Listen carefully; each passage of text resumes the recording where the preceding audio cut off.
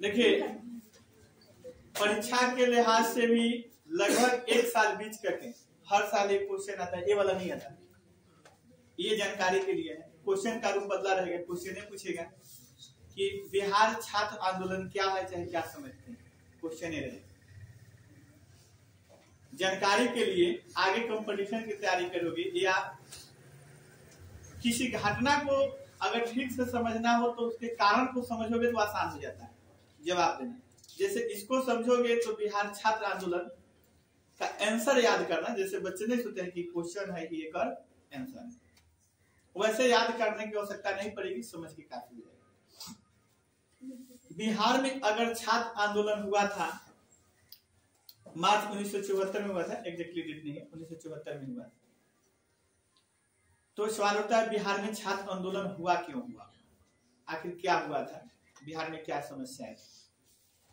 तो बिहार में छात्र आंदोलन होने का मुख्य जो कारण था बेरोजगारी, महंगाई काफी बढ़ जाना, और उसके बाद खदानों की कमी, खाने की कमी था। ये सब कमियों के कारण बिहार के छात्रों ने आंदोलन किया, जिसे हम क्या कहते हैं, छात्र आंदोलन कहते हैं। ये आंदोलन की पृष्ठभूमि का मतलब ऐसी समस्या उत्पन्न क्यों हुआ होगा, ऐसी समस्याओं का कारण क्या हुआ होगा। तो पहला इसका मूल कारण था भारत सरकार का तानाशाह रवैया। एक तो आंदोलन का एक कारण, किसी चीज का एक कारण नहीं होता, कई कारण होता है। एक था भारत सरकार का तानाशाह रवैया अपने जगह। दूसरा 1972-73 में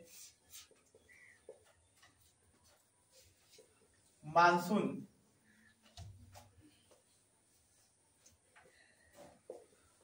का नहीं होना।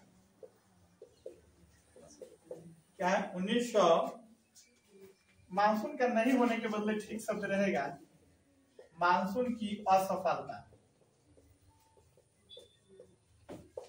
अब मानसून समझते हो सब? मानसून किसे कहते हैं? एक विशेष पवन ऋतु जो भारत में क्या कराता है, वर्षा कराता है, उसे हम क्या कहते हैं, मानसून कहते हैं। भारत में मानसून की शुरुआत 2 जगहों से होती है, एक बंगाल की खाड़ी से और एक होता है अरब सागर से।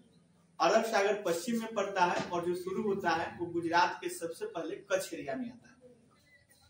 वो मानसून इस बंगाल की खाड़ी से वो तेज होता है, लेकिन अल्प समय के लिए होता है और उधर ही वो रुक जाता है। अतः अरब सागर से चलने वाला मानसून भारत में वर्षा नहीं कराती। उसके कुछ दिनों के बाद बंगाल की खाड़ी से जो मानसून शुरू होता है ना, वो भारत के, क्या हुआ, रिकॉर्डिंग में प्रॉब्लम है क्या?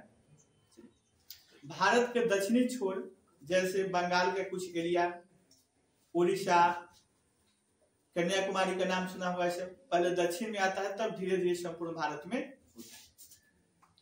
सुखाड़ हो जाए तो कई एक फसल बर्बाद होता है, और बाढ़ आए तो एक फसल का नुकसान होता है। सुखाड़ के कोई फायदे नहीं है, लेकिन बाढ़ के फायदे हैं। बाढ़ जब तक रहेगा तब तक नुकसान करेगा, ये है बात। उसके जाने के बाद बेनिफिट, फायदे ये हैं, मिट्टी बदल जाता है, पानी की उपलब्धता हो जाती है, कृषि प्रधान देशों में कृषि लागत कम हो जाता है। लागत का मतलब आमतौर पर समझ सकते हो कि जैसे अभी अपने यहाँ जो खेती हो रहा है गेहूं का, बोने से पहले भी शायद पटाया जा रहा है कुछ खेतों को, मानसून की कमी के कारण ही हुआ है, ठीक ठाक मानसून नहीं होने के कारण। तो निश्चित है कि किसान को गेहूं के उत्पादन में लागत बढ़ेगा, लागत बढ़ेगा तो उसके मूल्य भी बढ़ेंगे, मूल्य बढ़ेंगे तो फिर वही दिक्कत, समस्या तो पैदा होगी। तो 1900 भारत में अगर इसका इतिहास देखा जाए खदानों के मामले में, तो आत्मनिर्भर नहीं था भारत। 1966-67 में पहली बार भारत में हरित क्रांति आया, और हरित क्रांति किसे कहते हैं तो इसे भी जान लें। अनाजों के उत्पादन में आशा से अधिक के लिए एक शब्द होता है आशातीत, उम्मीद से अधिक बढ़ोतरी को हरित क्रांति कहा गया और ये पहली बार 1966-67 में हुआ था। पंजाब, हरियाणा और उत्तर प्रदेश के पश्चिमी मतलब लखनऊ से इस साइड का एरिया पूर्वी क्षेत्र माना जाता है और पूरी तरह से पूर्वी क्षेत्र जो हो गया ये अपने बिहार से सटा हुआ और गोरखपुर से थोड़ा सा आगे तक पूर्वी एरिया माना जाता है। और उसके बाद के जो उसका वो मेरठ हो गया, फिर मतलब कानपुर लखनऊ के बाद का जो क्षेत्र है उसका अमेठी वगैरह हो गया, पीलीभीत हो गया, बरेली हो गया, ये सब जो एरिया है उत्तर प्रदेश का वो पश्चिमी क्षेत्र है। तो इन 3 जगहों पे हरित क्रांति आया था। लेकिन 1972 और 73 में मानसून असफल हो गया, ठीक ठाक बारिश नहीं हुई, सूखा की स्थिति उत्पन्न हो गया, तो भारत में खाद्यान्नों की कमी हो गई, मतलब खाने वाली वस्तुएं यानी अनाजों की कमी हो गई। तो एक पृष्ठभूमि तैयार होता है, एक तो सरकार का रवैया भी उस संकेत है ना, मतलब ऐसे समझ जाओ ना कि एगो तो पढ़े में 22.5 और वही में नौकरी के बहाली होने आ रहा है, डबल मार्क नहीं आ रहा। अच्छा चलिए, दूसरा कारण क्या था? और दूसरा कारण था 1971 का युद्ध। ये कारण कैसे था 1971 का युद्ध? तो संक्षेप में बोलते हैं कि 1971 के युद्ध को जब पढ़ेंगे तो हिस्ट्री में पढ़ेंगे, इतिहास में पढ़ेंगे डिटेल से, लेकिन इसका असर तो पड़ा। 1971 का युद्ध बांग्लादेश को मुक्त कराने के लिए लड़ा गया था और भारत बांग्लादेश के पक्ष में था, अमेरिका पाकिस्तान के पक्ष में था। पाकिस्तान हार गया उस युद्ध में। बांग्लादेश 16 दिसंबर को युद्ध खत्म हुआ, उसके एक रोज बाद वो स्वतंत्र घोषित कर लिया। 16 दिसंबर 1971 को युद्ध विराम की घोषणा हुई। उस युद्ध की कहानी में नहीं जाएंगे, पढ़ना लंबा चौड़ा है। तो अमेरिका का एक काम शुरू से रहा है, जो देश उसका बात नहीं मानता है उस पर प्रतिबंध लगा देता है, अंतरराष्ट्रीय प्रतिबंध लगा देता है। फला देश से अगर भारत का तेल आ रहा था, मैंने कहा तो इसको तेल मत देना, देखो इसे कैसे देश में काम चले तुम्हारा। तो अमेरिका द्वारा प्रतिबंध लगा देना, अंतरराष्ट्रीय प्रतिबंध भारत पर बहुत सारे लगे थे 1971 में।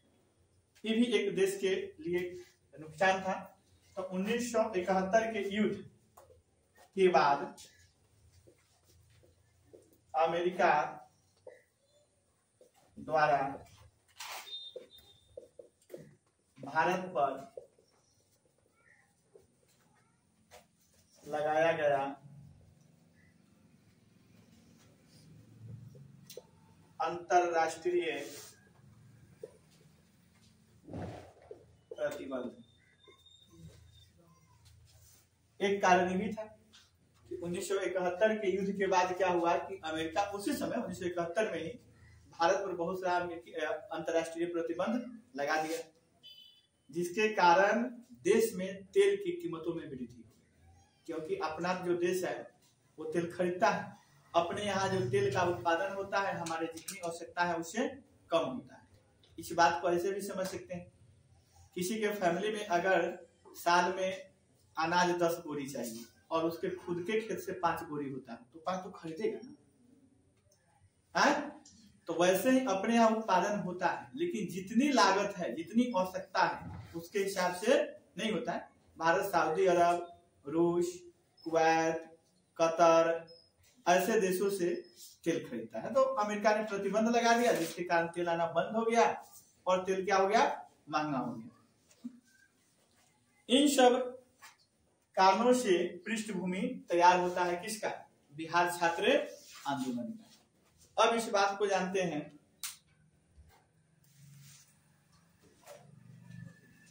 और इसके एक और कारण को लिख लेते हैं। 1971 के चुनाव में गरीबी हटाओ, जैसे अभी कुछ नारा है, चर्चा करेंगे।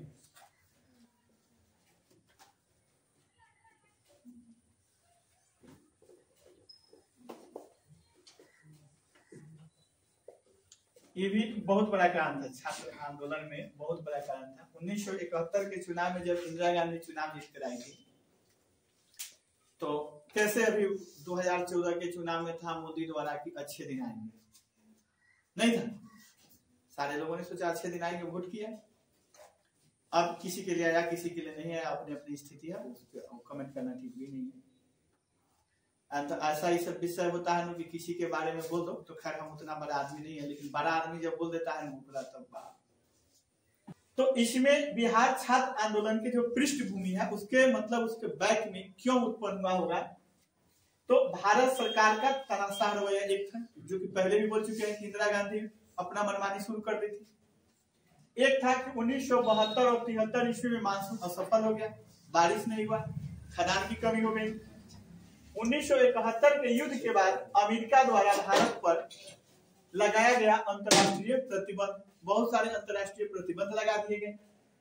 और 1971 के चुनाव में गरीबी हटाओ झूठा साबित हुआ। 1971 के चुनाव में कांग्रेस पार्टी ये कह के सत्ता में आई थी कि अगर हम सत्ता में आते हैं तो पूरे देश से गरीबी को क्या करेंगे, हटा देंगे। उल्टा क्या हो गया, बढ़ गया। तो ये सब मूल कारण थे और इन कारणों से बिहार में छात्र आंदोलन हुआ। तो अगला जानेंगे बिहार छात्र आंदोलन।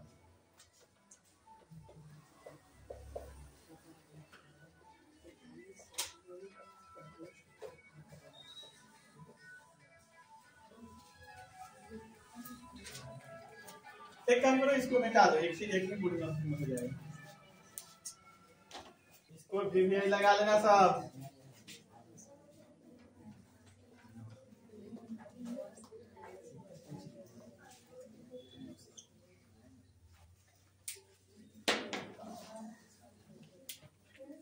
देखो, मार्च 1974 ईस्वी में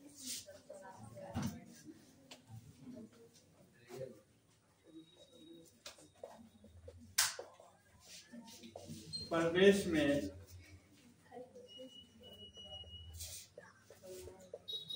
बेरोजगारी, भ्रष्टाचार,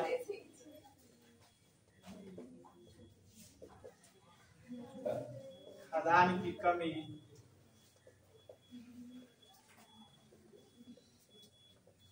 बढ़ती महंगाई,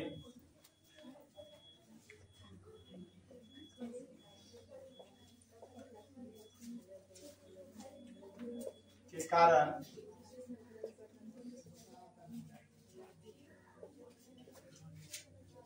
बिहार के छात्रों ने सरकार के खिलाफ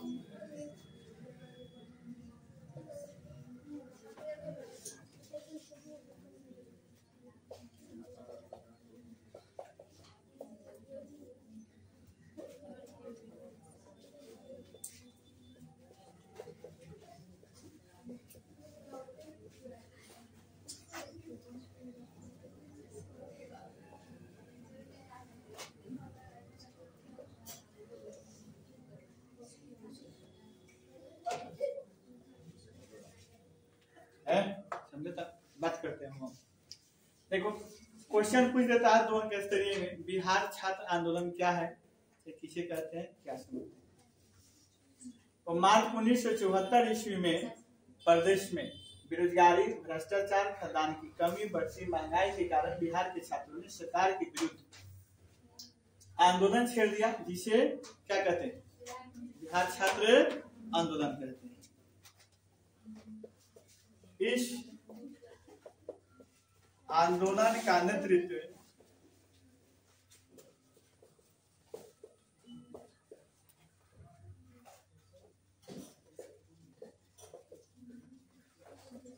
जयप्रकाश नारायण ने किया था।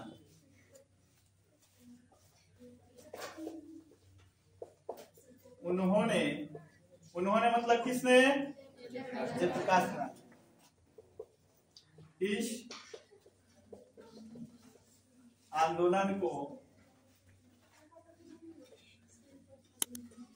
संपूर्ण क्रांति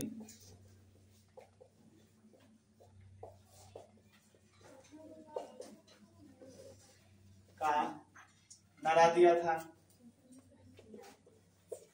इस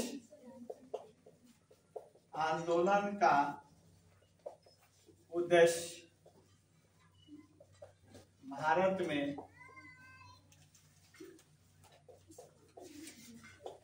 सच्चे लोकतंत्र की स्थापना करना है। बस इस आंदोलन से रिलेटेड इतनी ही बातें हैं।